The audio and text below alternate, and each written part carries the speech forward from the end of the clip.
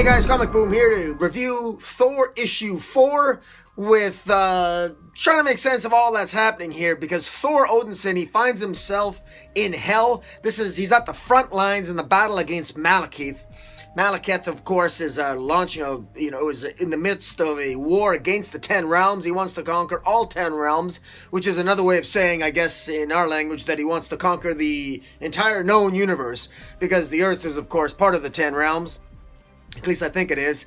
I'm a little bit confused by the storylines and all the words that they're using and all the players, but I think I got the gist of it. I understood Jason Aaron's first major epic arc against Gore the God Butcher, and I really enjoyed his Jane Foster Thor run.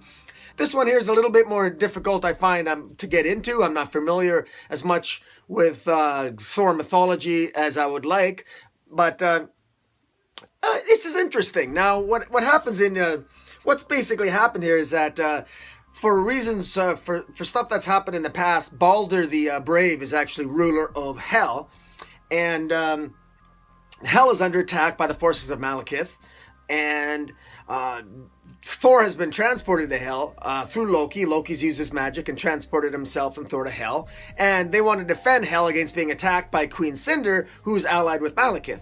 Now, Queen Cinder has a secret weapon, and that is Hela. Hela was the former ruler of Hell, and so the idea is to get Hela, bring Hela back into Hell, in order to create dissension among all the warriors and all the people that make up Hell.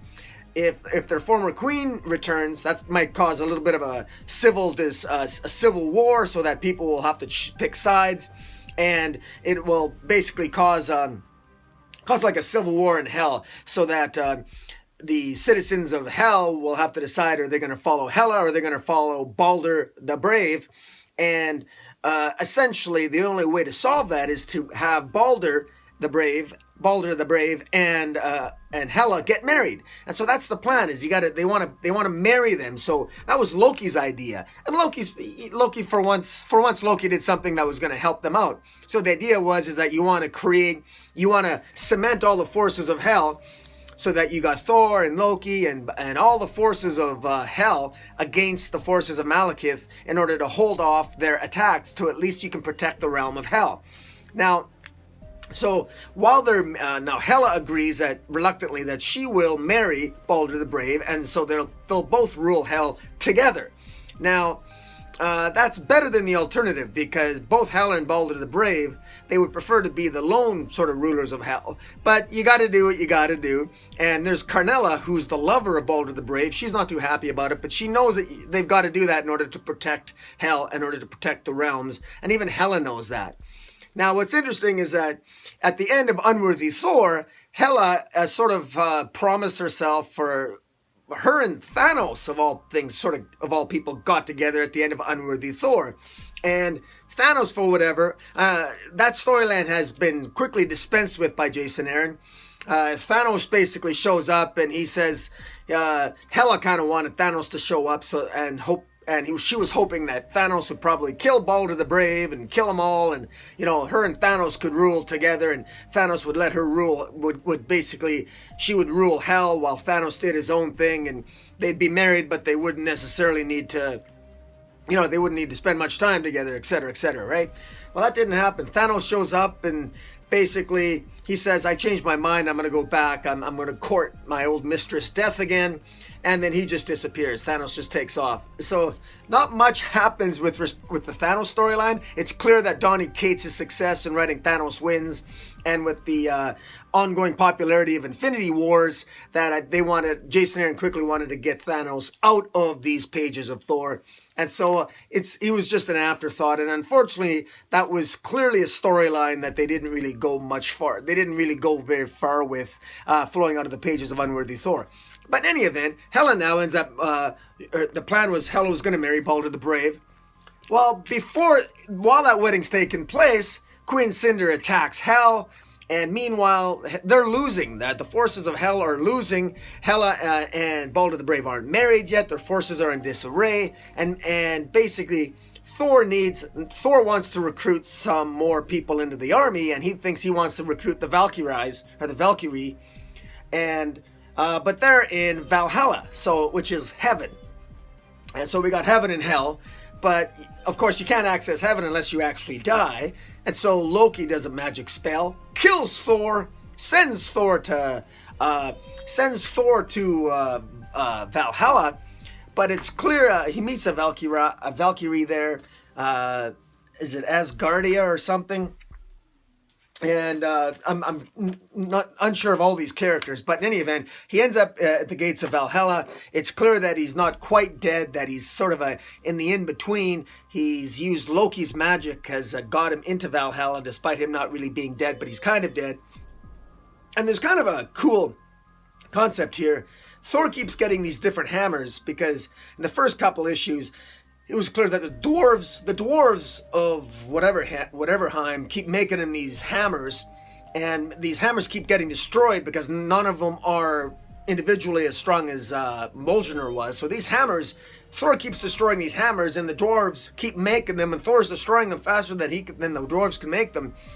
But it's interesting that Thor goes to Valhalla to recruit more people to fight in the war in hell against the forces of Malekith, and he recruits the Valkyrie. And the only way to get back is Loki has sort of a mystical chain attached to Thor's hammer.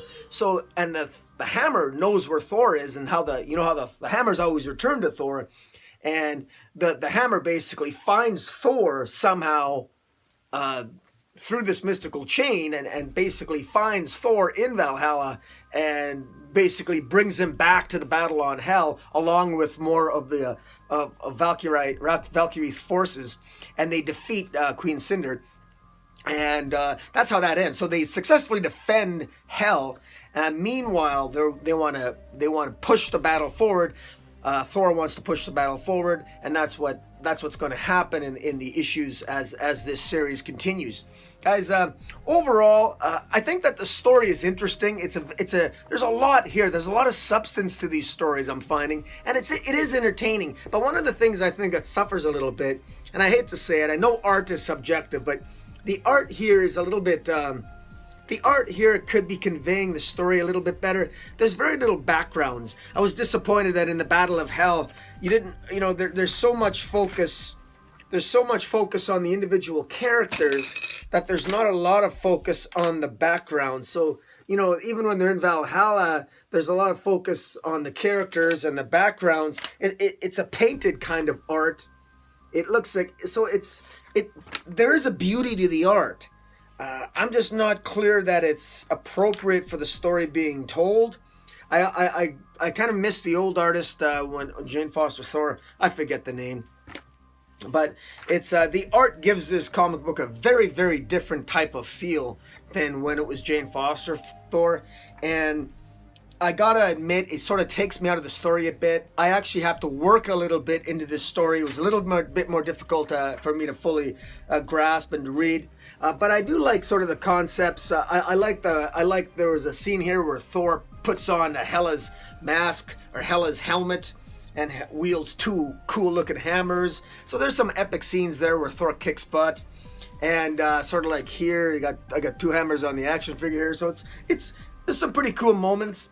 And then interestingly enough, Canella, though the lover of Balder the Brave, ends up marrying Hela instead of Balder the Brave. She makes that sacrifice for her husband or for her lover. And so basically now we got two queens of Hell. And Hela and Carnella are basically going to be the twin queens, or the not twins, but the queens of Hell. And that's a little bit different. Obviously, that was just a strategic alliance, a tactical alliance, so that they can keep the people of Hell bonded together, and so that there's not going to be a civil war in Hell, because they want to keep the forces of Hell united, because they'll need them in order to bring the fight to Malekith in the War of the Ten Realms. Very interesting. So again, well written by Jason Aaron, but it's a little complex read here, and I wish it was a little bit easier to maybe catch on to. I've had to do the multiple reads to sort of appreciate where he's going with this. Again, I have issues with the art a little bit. I wish the art was just a little bit. I wish the backgrounds were more clear. I wish it was just, frankly, a different artist. but it's working okay. I think this cover sums up, the cover to issue 4 sums up, I think, what the problem is with this, with the art. It just looks too, there's just too much of a blend of colors, and you can't even find, like, if you gotta search for Thor on the cover, and the whole series feels that way. Like, there's not a there's a lot happening, but nothing really seems to get a focus. And there's too many moving parts right now, and I'm not really clear exactly where all this is going. I really hope Jason Aaron tightens this story up and maybe eliminates a lot of the players, and just tightens the story up considerably, because it's getting a little bit difficult to follow, and I can understand why very few people are talking about this run, because it's really seriously lost some momentum. So I think Jason Aaron needs to do 2 things, or Marvel needs to do 2 things. Number one, this series needs a different artist ASAP. It just does. It needs a new artist ASAP, because I'm not the only one. I know art's subjective, but everyone I have seen, at least at my local comic shop, and at least 2 reviews on YouTube, aren't big fans of the art. But the story-wise, it's got a lot of potential. But in any event, guys, I do recommend picking up Thor, because I think the story is there. And it's only 4 issues in, so it is. Thank God we have a page of synopsis at the beginning. Jason Aaron, keep this page up. This is absolutely crucial. This helped me considerably going from issue to issue, month to month, because I forgot some of the minor details from issue to issue. That's how many moving parts there are to this story. That is definitely something where if you're not gonna pick this up from issue 1, probably don't bother getting it then, because there's too much to know what's going on, and you absolutely have to read the beginning. But in any event, guys, you can give Thor a look-see. I would say this is probably, I would give this story right now a 5.5, 6 out of 10. And the art, I would have to give it probably a 4 out of 10. So combined, it could be better. But in any event, decide for yourself. And until next time, Comic Boom, out.